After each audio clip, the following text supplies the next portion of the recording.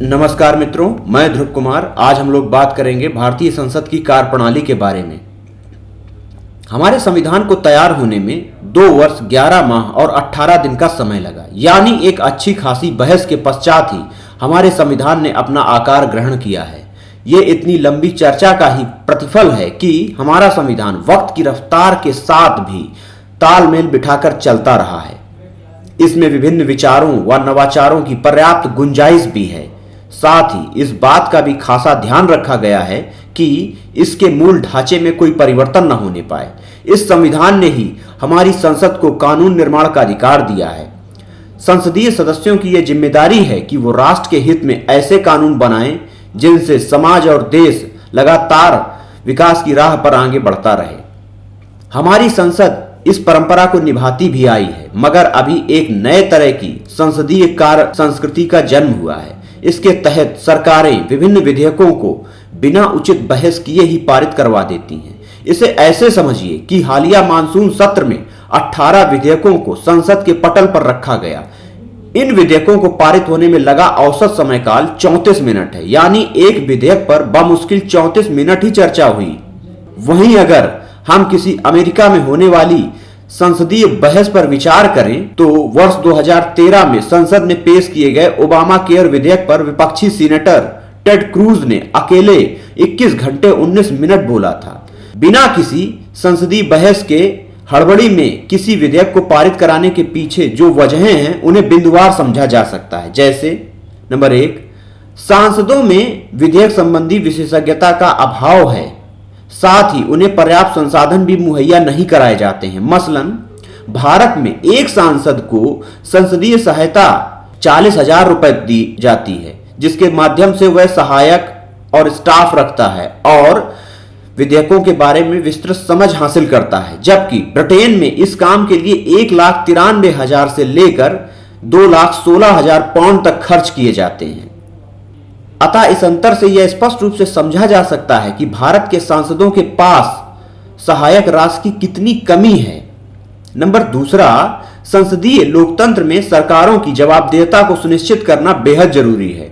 Britain में संसद सत्र के दौरान हर बुधवार को वहां का प्रधानमंत्री दोपहर 12 बजे से 12:30 बजे के बीच संसद सदस्यों के सवालों का उत्तर देता है। यहां तक कि कोरोना में भी यह परंपरा बदस्तूर जारी रही है। वहीं भारत में कोरोना काल के दौरान संसद का सत्र ही आयोजित नहीं किया गया। इसके अलावा हालिया मानसून सत्र के दौरान किसी भी विधेयक को संसदीय समिति के पास समीक्षा के लिए नहीं भेजा गया, जबकि एक स्वस्थ संसदीय लोकतंत्र में विधेयकों की समीक्षा बेहद आवश्यक होती है। इसी से उसके गुण और दोषों का पता चलता है। जबकि अमेरिका में संसदीय समितियों के पास कानूनों की समीक्षा के लिए नियुक्तियों को पुख्ता करने सहित तमाम अधिकार हैं। न्यूजीलैंड में तो एक विधेयक बिना ऐसी समिति के अनुमति के पारित ही नहीं हो सकता है।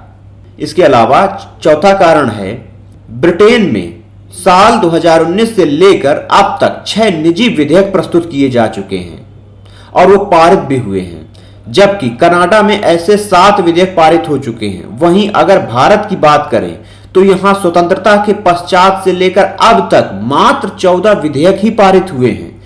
सरकारें गैर मंत्री सदस्यों द्वारा प्रस्तुत किए गए विधेयकों को इससे भी पारित नहीं होने देती हैं कि उनकी साख पर कहीं बट्टा न लग जाए। अतः निजी विधेयक पारित न होना भी कहीं न कहीं हमारी संसदीय लोक परंपरा को कमजोर करता है।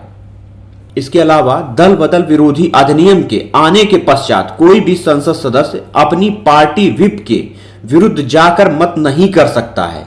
इससे पक्ष और विपक्ष के सांसदों को अपने मत के प्रकटीकरण से ज्यादा पार्टी के मत पर काम करना पड़ता है।